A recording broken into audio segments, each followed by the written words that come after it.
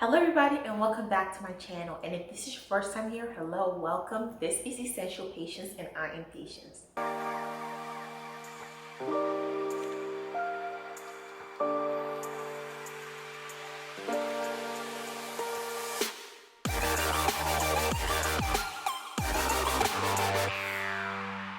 And in today's video, I am talking more hair care and things that I would never do to my hair. I have been going on my hair journey now for almost 5 years. I have learned a few things along the way that I wanted to share and things that I just wouldn't do to my hair. And these are some things that you may hear from the natural hair community, random stylists, or even just people around you. I have learned that not all advice is meant to be taken and you do what works for you. So these are things that don't work for me and I would never do to my hair. So let's get straight in. But before that, remember to subscribe to my channel if you haven't already, like this video, and ring the notification bell because I post 2 videos a week. But let's get straight into it. Number 1 is I would never keep split ends. Split ends are like bad friends. You cut them off. They're dead hair. There is nothing living about split ends or dead ends. Cut them off. What are you hanging on to the past for? It is over. It is done with. I do not believe in the 6 to 8 weeks trim schedule, but I do believe that we all have to trim our hair at some point. Whether the ends just get knotted and they're very thin, they don't go with the rest of your hair, or maybe your ends are just making it hard for you to detangle. Cut them off and you keep growing hair. Now, I do not believe that when you cut off all your hair is gonna grow even more. Like, what does cutting your ends have to do with your scalp and what's going on with your scalp? Ends are the oldest part of our hair, and sometimes we just have to let them go. It's time for them to move on, for the rest of the younger hair to thrive.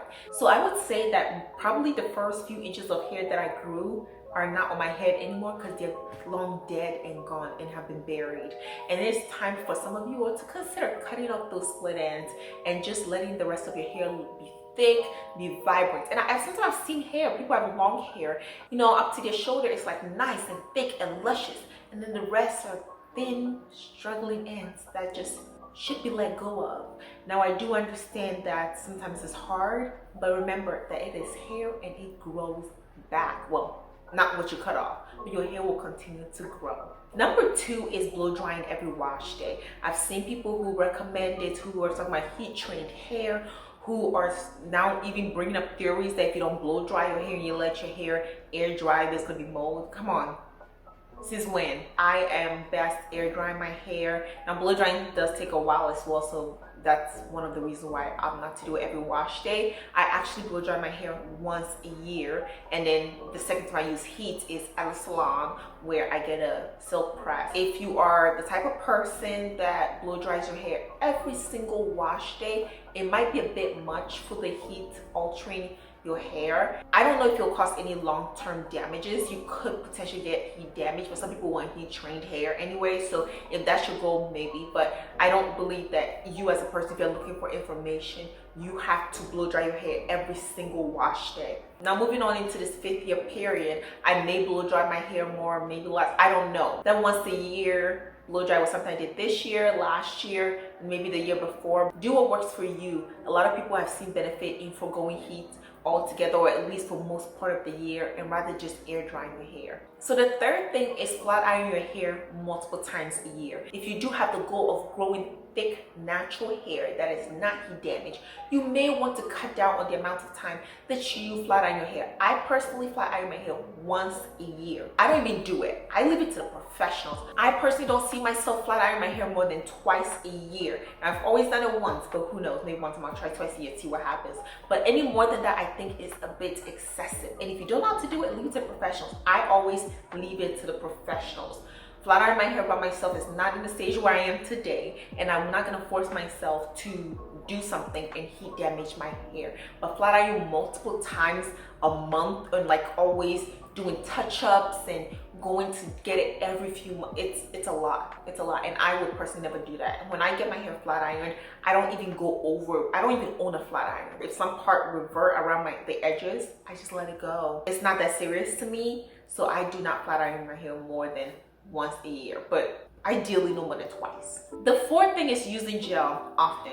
Now I do not use gel in my natural hair routine like at all. I tried a wash and go twice, and I think I used gel maybe like one other time, but it does not work for me. And I'm not saying I would never use it, but using it as like a big part of my routine, I do not see myself going there anytime soon.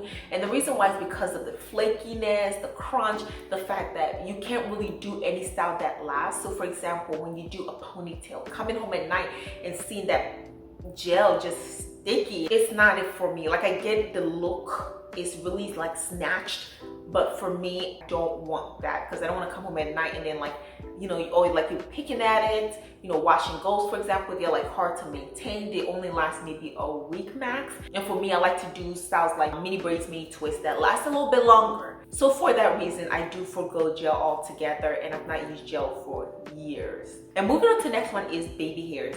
I do not lay baby hairs, and I do not see myself ever laying baby hairs, like ever. Maybe somebody does it to me and maybe I would try it. Like I'm not against it, but I don't see myself making it a regular part of my routine where I'm laying my edges on my skin.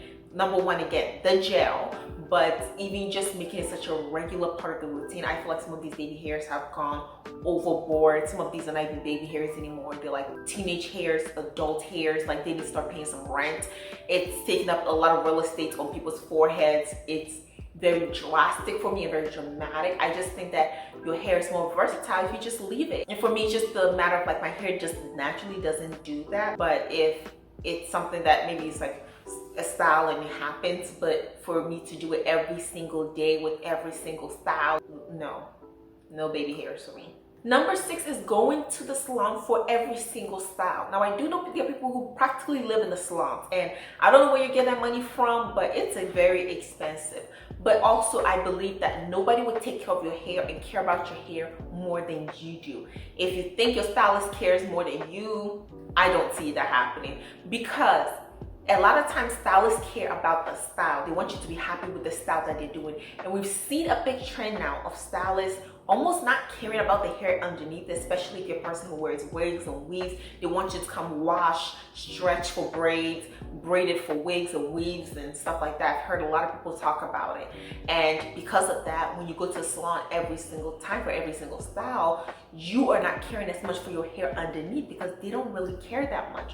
I personally go to the salon once a year, and that's just for that silk press.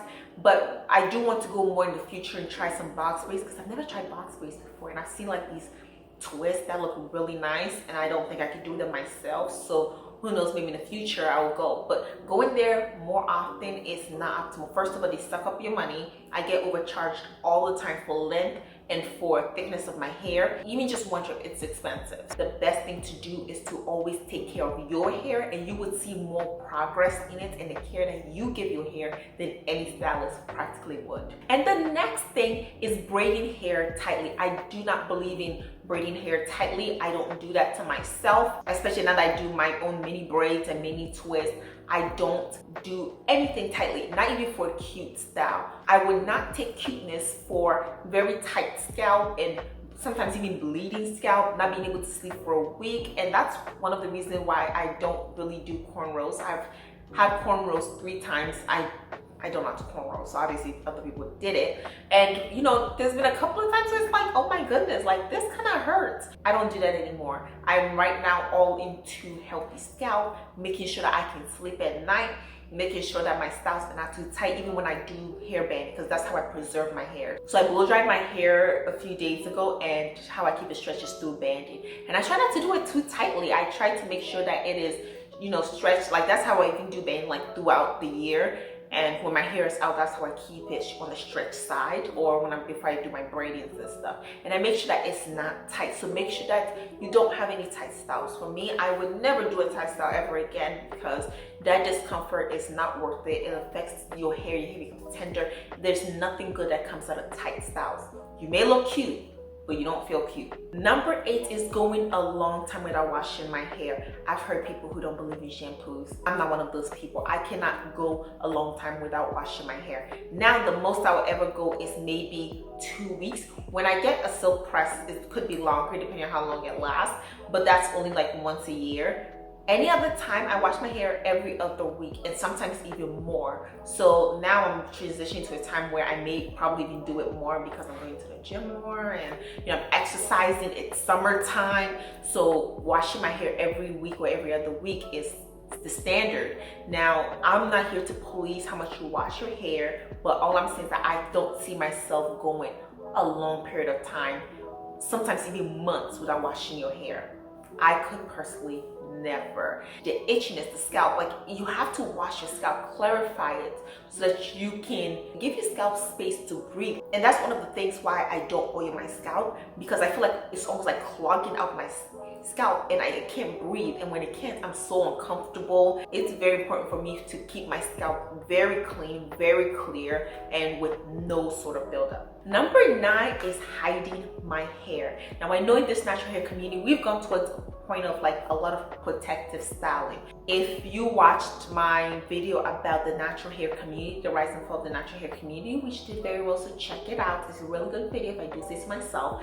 You would know how I felt about the wigification of the natural hair movement and how a lot of people have this, I'm protecting my hair, but then you never see it. They're giving their scalp no chance to like breathe, for people to see their hair. Not even people, because who cares about people, but just as a time to take care of their hair. My belief is that if you always hiding your hair and you're never directly taking care of it, it's very hard for it to thrive because you don't have direct impact on it and you're not seeing the day-to-day. So when you take it out, you feel annoyed, you think it's too much work, you just ready to get back to a protective style, whether that's wigs, weaves, braids. There's nothing wrong with those styles, but everything in moderation.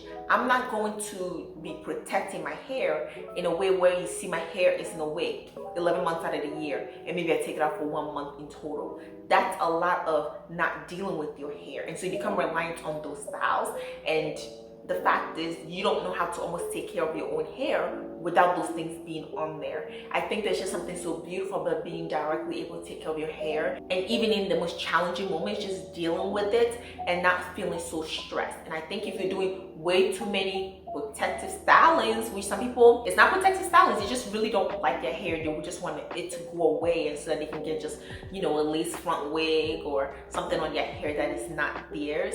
I'm not saying I'm against those. You just seem to be missing the opportunity to love on your hair and to do more and learn to take care of it on your own. And the last thing I would never do to my hair. Now, some of these I was like, this amount of time, but this is something I do not see my future like ever, is getting a relaxer. Under 10, definitely. I did have a relaxer for a short period of time, but I kind of messed it up because today I got my relaxer. I think I washed my hair and that was a moment. I do not see myself ever getting a relaxer ever again. Now, I do know that a lot of times we have issues and people say things, people close to you, but I just don't see myself getting a relaxer because I don't see the point. I've been able to grow my hair and take care of it to this point.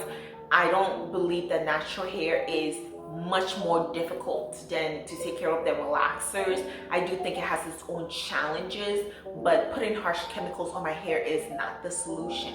So I don't see myself ever getting a relaxer, like ever. Not even a texturizer. I've gotten to a point in my life where I'm very comfortable with my natural hair. I've had the opportunity the last 5 years to really get to know my hair, learn about it. It's always changing. It's always getting to different stages, and now that especially it is much longer. It's like the longest it's ever been, which means it requires more time, more products, and I'm always changing from year to year what I'm doing and adding more things, taking things out depending on how my hair is responding. I realize that I'm not my hair, but it is my God-given hair. So I'm learning to take care of it and trying to leave it in its most natural state and be grateful that I have hair on my head. And with that, I'm bringing this video to an end, you all. Like, comment, and subscribe. And let me know in the comments section, what are things that you would never do to your hair? Do you agree with any of these? Do you disagree with any of these? Let me know. I'll be responding to all of your comments. Thank you very much for watching, and I'll see you in the next one. And remember to ring the notification bell because I post 2 videos a week on Tuesdays and Fridays. Come on over because the conversation is always great.